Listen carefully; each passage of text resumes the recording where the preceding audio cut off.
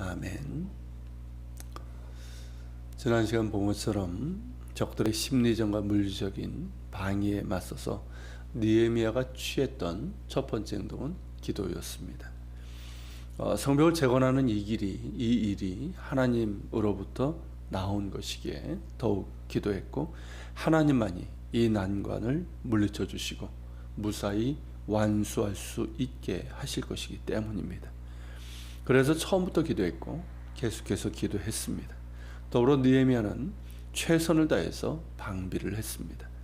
9절에서 보는 것처럼 파수꾼을 세워 주야로 방비하고 13절에서처럼 성벽의 뒤에 낮고 넓은 곳에 백성들이 칼과 창과 활을 가지고 서도록 했습니다.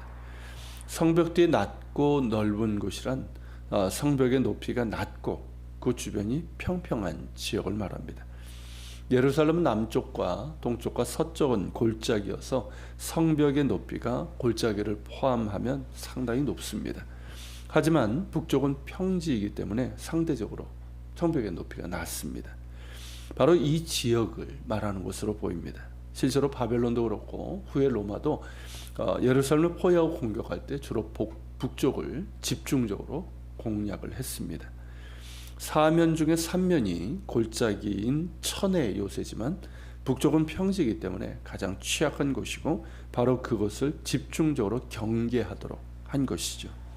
그리고 백성들은 그들의 종족대로, 즉 가문에 따라 경계를 맡겼는데, 이런 성벽을 방어하는 곧 자신들의 가족과 가문을 지키는 것을 되도록 한 것입니다. 그러니까 더욱 정신을 집중해서 또한 결속력 있게 경계를 할 수 있는 것이죠. 그러면서 나머지 사람들은 안전하게 성벽 건축 공사를 할 수 있도록 한 것입니다. 탁월한 조치입니다. 더불어서 공사를 진행한 사람들에게도 유사시에 자신을 방어하고 적을 막을 수 있도록 칼에 허리를 차거나 또 무기를 들고 짐을 옮기도록 했습니다. 또 공사에 참여하지 않은 남녀 백성들, 여인들이나 또 이제 이런 사람들이 있었겠죠.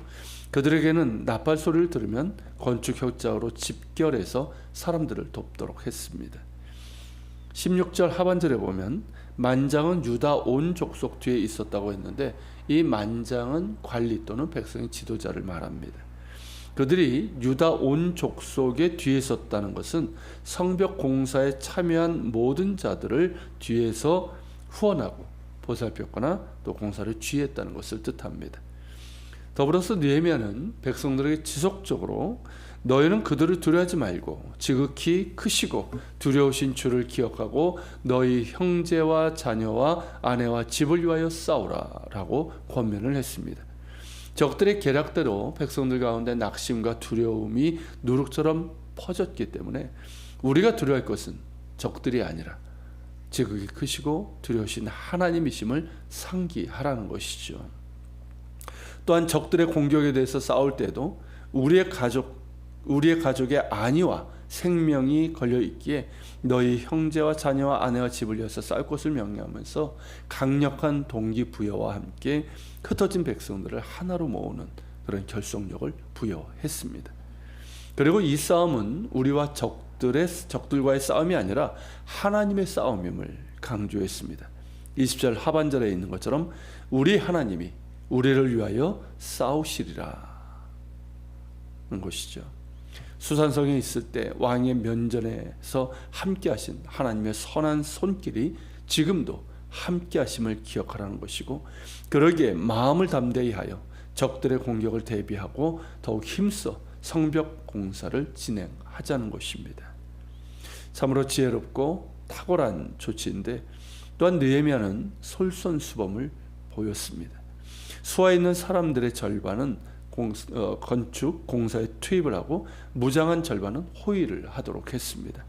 더불어 파수꾼을 세워 야간에 있을지 모를 적들의 공격에 대비하도록 했는데, 자신의 수하에 있는 사람들을 파수꾼을 세웠고 느헤미야는 밤에 잘 때에도 옷을 벗지 않고 자면서 가장 선봉에서 파수하고 적들의 공격에 대비하고 공사를 진행하도록 했습니다. 이에 백성들은 오히려 한마음 한뜻이 되어서 공사를 진행할 수 있었습니다. 느헤미야의 기도와 리더십 가운데 모든 백성이 하나님께 집중하며 공사를 진행했습니다. 밤에는 파수하고 낮에는 일을 하고 한 손에는 삽을 들고 한 손에는 칼을 든 채로 성벽을 지은 것입니다. 상황이 이렇게 되자 산발랏을 위시한 적들은 포기하고 맙니다. 15절에 나오는 것처럼 하나님이 그들의 꾀를 패하셨으므로 그리 된 것임을 분명히 밝히고 있습니다. 물론 느헤미야는 한순간도 마음을 놓지 않고 더욱더 힘을 내어 성벽을 재건하도록 이끌었고 더욱 힘써 기도했습니다. 위기가 지났지만 방심하지 않았고 끝까지 긴장을 놓지 않고 기도하며 백성들을 이끌어 갔습니다. 이런 느헤미야의 모습을 보면서 우리는 그리스도인의 삶이 어떠해야 되는지를 다시 한번 생각하게 됩니다. 느헤미야를 비롯해서 백성들은 한 손에는 삽을, 다른 한 손에는 무기를 들었습니다. 그리고 적들을 물리치고 주어진 사명도 완수할 수 있었습니다. 이 모습은 우리 그리스도인들이 세상을 살아갈 때 한 손으로는 밥벌이를 하면서 다른 한 손으로는 성령의 검을 들고 살아가야 함을 보여줍니다. 그저 밥벌이에만 급급한 것이 아니라 그러다가 타락한 세상과 악한 사탄의 유혹과 시험에 넘어질 것이 아니라 열심히 일하지만 동시에 영적으로 깨어있어서 성령의 전신갑주를 입고 살아가는 그리스도의 군사가 되어야 하는 것이죠. 깨어있어야 합니다.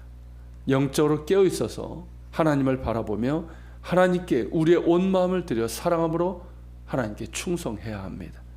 하나님의 말씀에 충실한 삶을 살아야 하고 수시로 기도하며 영적으로 깨어있어야 합니다. 느헤미야는 그렇게 자신도 백성도 한 손에 삽을 들고 한 손에 무기를 들고 이를 감당을 했고 무엇보다 하나님을 전적으로 의지하며 기도하면서 승리할 수 있었습니다. 우리 역시 그러한 모습으로 하나님 앞에 설 수 있기를 바랍니다. 세상 가운데서도 특히 코로나의 상황으로 인해서 힘겨운 이때에 길을 잃고 무기력하게 쓰러질 것이 아니라 주님 주시는 힘으로 잘 인내하고 성령의 전신갑주로 무장하여 우리의 삶과 또 맡겨주신 사명도 잘 감당하면서 승리할 수 있기를 소망합니다. 같이 기도하겠습니다. 주님, 느헤미야의 모습 속에서 또 그를 따르는 백성들의 모습 속에서 우리 그리스도인들의 모습이 어떠해야 되는지를 보았습니다. 우리 역시 세상에서 열심히 살아가지만 한 손에는 성령의 검을 들고 또 영적으로 깨어있어서 하나님의 전신갑주를 입고 그렇게 주님 정말 우리의 삶도 열심히 살아가거니와 정말 하나님의 백성으로 구별되어서 또 살아가게 하시고 맡겨주신 사명도 잘 감당하며 승리할 수 있도록 도와주시옵소서.